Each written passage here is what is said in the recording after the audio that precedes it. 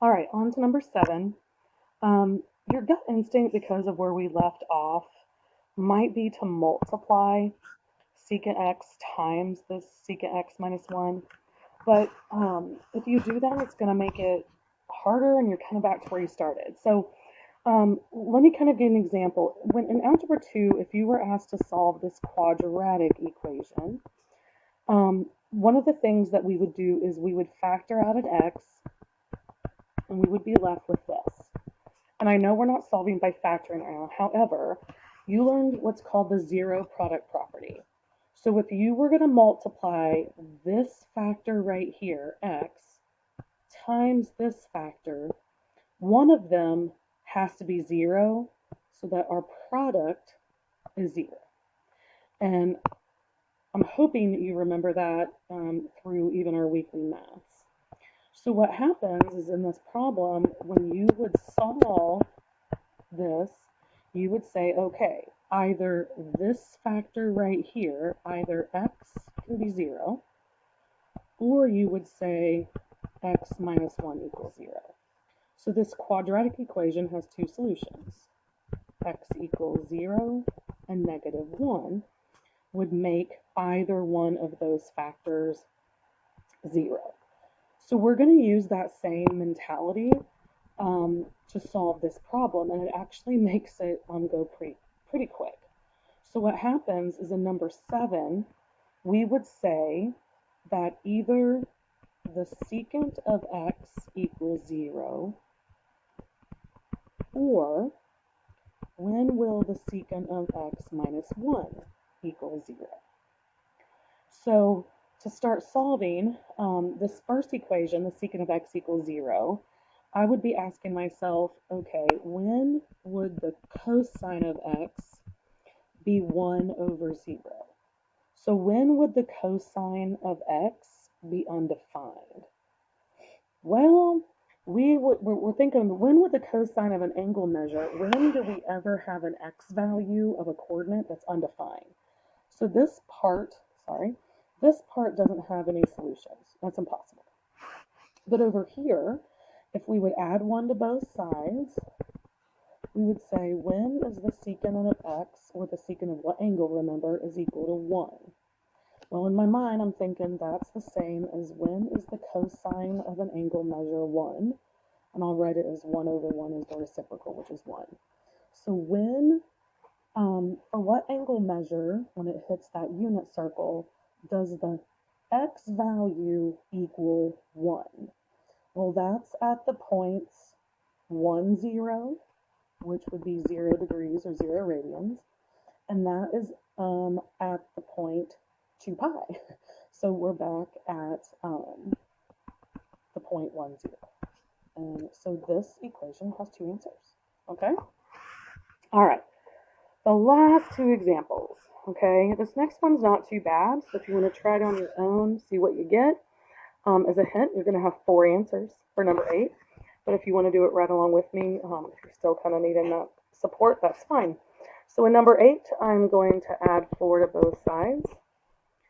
And so I think we've done something 2 up above similar to this, where we're just going to use our algebra skills. And so we have the cosecant squared of x is equal to 4/3. And then to get the cosecant squared of x, to get cosecant x by itself, the inverse operation would be to square root both sides. So I have the cosecant of x equals a positive or negative radical 4/3, which is going to be the cosecant of x equals plus or minus 2 over radical 3.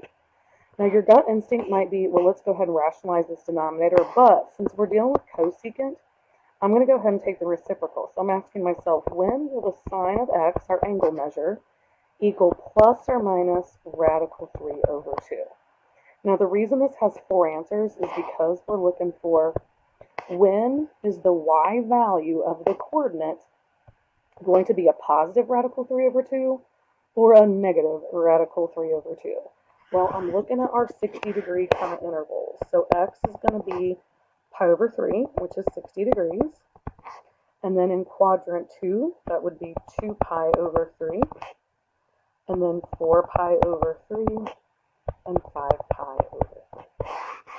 Keep in mind there are infinitely many answers, but because we're just looking in that interval one time around the circle, we have 4 answers. Okay? All right. Our last example in our notes, and then you'll be able to hopefully work through and do your best on the assignment. So in number 9, once again, I think our gut instinct a lot of times is to just want to FOIL this or multiply it out, but let's use that zero product property, remember, that says that if A times B equals 0, either A has to be 0 or B has to be 0. So I'm going to take both and say, all right, when will 3 cotangent squared of x minus 1 equal 0, or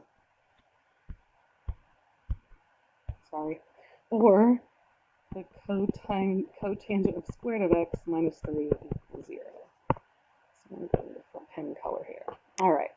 So if I solve this one right here and get cotangent squared of x, that would be 1/3. I think you kind of know the drill. You're old enough to add 1 and divide both sides by 3. And I'm going to square root both sides. So we have the cotangent of x is equal to plus or minus radical 1/3. And so that would be the cotangent of x equals plus or minus 1 over radical 3 simplified. Once again, I'm not going to worry about that right now because I'm thinking, so if the cotangent of x equals plus or minus 1 over radical 3rd, so the tangent of x equals plus or minus radical 3. And this is why it becomes important that you really know. And so sometimes I kind of cheat and look back to our, front page of our notes if you don't have it memorized yet and think, what's going to give us a radical 3 with tangent? Remember, tangent is the y over x. Well, this is going to be radical 3 over 2 over a half, very similar to example 3 on the front page of our notes. So we're going to be looking for 60 degrees. So this alone has 4 answers, or this part, I should say, of the factors, because we can be in all quadrants around the circle. So if you're looking at the 60 degrees, so it's actually, this part has 4 answers, but we're not done. So I kind of write this in a weird kind of way, and we have to make sure that we're not done yet, because we have to now look at what if the cotangent squared of x minus 3 equals 0? So that would be the cotangent squared of x equals 3. And once again, to get the cotangent x by itself, let's take the square root of both sides. So we have the cotangent of x equals plus or minus radical 3. Well, if the cotangent of x equals plus or minus radical 3, then the tangent of x would be plus or minus 1 over radical 3. And if I simplify that out, that would be plus or minus radical 3 over 3. And we have to think about, okay, well, what would that be?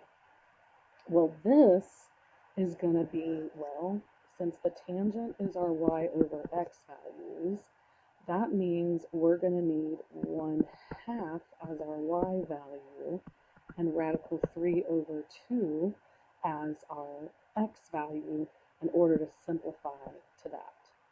So that means we're looking at 30 degrees, which is pi over 6. And remember, because it's plus and minus, we are going to have 4 answers because it's in each quadrant. So there's actually 8 answers to this problem. So we need the 30 degree, in a sense, the 30 degree reference angle. So we're looking at pi over 6.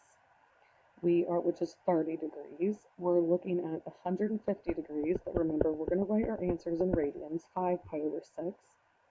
We're looking at 210 degrees, which is 7 pi over 6. And then we're looking at 330 degrees, which is 11 pi over 6.